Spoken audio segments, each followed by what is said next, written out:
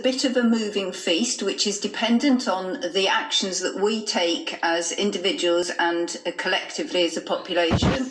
If we practice social distancing effectively, we will move the peak across, and that is a good thing because as we move it, it will drop. So we need to keep practicing. The data that we have, the modelling going forward, will suggest that in the time period which the Prime Minister noted, which was 12 weeks, we would get on top of the virus, and that is exactly what I hope we will do. The proof of that will come in around 2 to 3 weeks, and that is because our most constant figures, and we'll come back to this in a moment, are the deaths, and the deaths follow the numbers of infections, and there's usually a 2 or 3 week time lag, and we also need a lag for the effectiveness of the intervention measures to come through. So what I keep saying frequently, and I'm sorry if I'm repetitive, is that we need to wait for 2 to 3 weeks to see what we have achieved collectively, and then the slope of that curve will start to indicate where a new peak will be, but we're optimistic that that peak will be lower.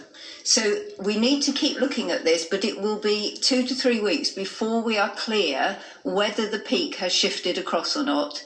So I think that was the first question. The second one that you raised was around deaths.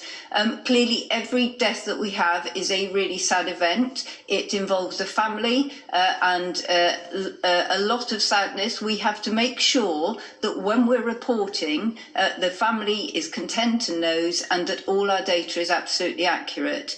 For any event like this, whether it be COVID, whether it was Ebola, whatever it is, there is always a time lag for us to check and evaluate that the data across the system is linked. We do not want to be misreporting data and then having to correct it. The public would not have confidence if we were doing that. And as we have had, sadly, to register more deaths, that time period takes longer.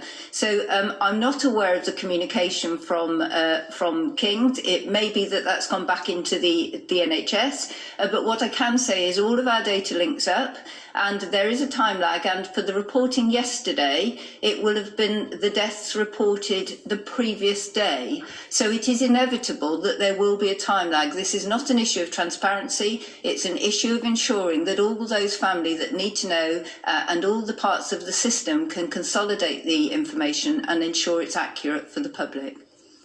Thank you, Jenny. I think that's